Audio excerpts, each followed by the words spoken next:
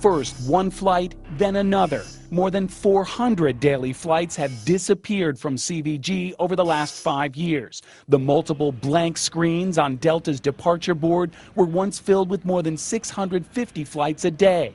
Now there are between 155 and 170, and rows of empty ticket counters where nobody's checking in because Delta checked out.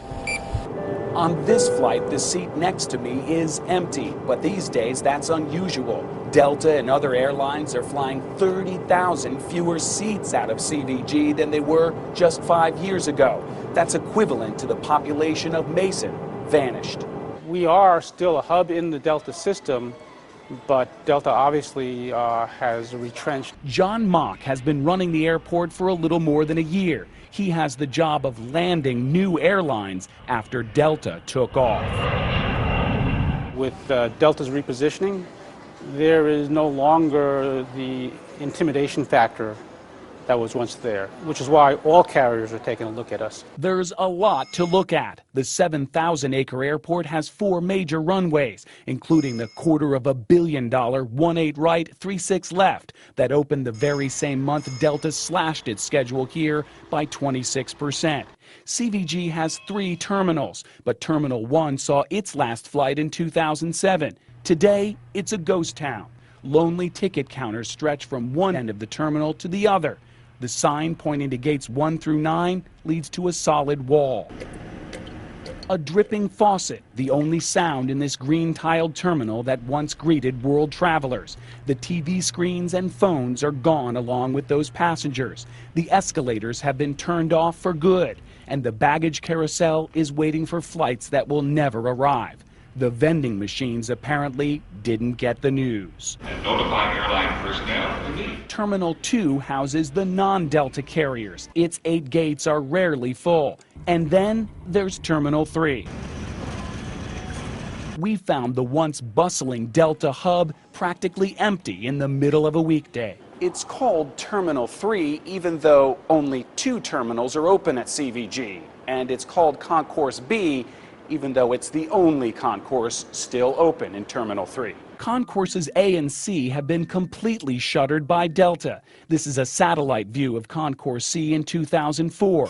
Now the planes and passengers are gone. The buses were parked last year and the entire facility was mothballed. Concourse A was closed this year. We wanted to show you the abandoned concourse where 840 people worked until last May. But the escalators are marked no admittance. All 36 gates are now closed, the wind whipping through the lonely jetways and empty baggage carts. Please hold on. One of the 2 people movers has been shut down. The only operating train has a single destination.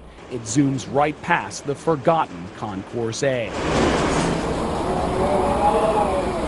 It's in our master plan actually to consolidate all air carrier activities in Terminal 3. So the relocation of the carriers that are here in Terminal 2 to Concourse A was always in the game plan, and now the opportunity is to accomplish that sooner than later. But Delta still holds the leases on these empty gates. They were built by Delta for Delta. The airline has a lock on Concourse A till 2015 and Concourse C through 2025. In fact, Delta themselves have indicated publicly that they're willing to work with the airport to bring in competition. There's a huge incentive for Delta. The empty gates are costing the airline money every day. Delta would like to shed the burden of lease payments, debt service, and maintenance costs associated with its abandoned concourses. And the airport would like to turn over those unused gates to low-cost carriers. So it benefits Delta, if they're not using facilities, to have an alternative service provider come in and alleviate that financial burden from them. Meanwhile, you and I are still paying for that 8,000-foot new runway and $23 million security checkpoint. Why was the airport growing while the number of passengers was shrinking? The airport's most recent 20-year plan predicted steady increases in travel, not the precipitous decline that has left CVG a shell of its former self. Graphs updated after the first Delta cuts still predicted steady annual gains. Runways were extended to handle transoceanic wide-body jetliners just in time for Delta to switch to smaller regional jets and slash its international schedule out of CVG. And the airport spent $241 million on the new north-south runway, $137 million of it federal tax dollars. Our peak aircraft activity is so high. In fact, despite the fact that we pulled back a little bit, our peak activity is higher than it's ever been. Activity would actually plummet from that day on. Today, 30,000 fewer daily seats are flying out of CVG. The 2007 master plan even calls for expanding the now closed Concourse A and eventually building a new Concourse D. We have aged infrastructure. We have terminals that were built 30, 40, 50 years ago. But there is one very encouraging statistic. The airport's campaign is working, and local travelers are coming back to CVG. 5 years ago, 80% of passengers here were just changing planes from one city to another. Now half of the seats are filled by tri-state passengers. Thanksgiving flights sold out in October. That demand is what's going to attract new carriers to come back and substitute for the services that Delta pulled out.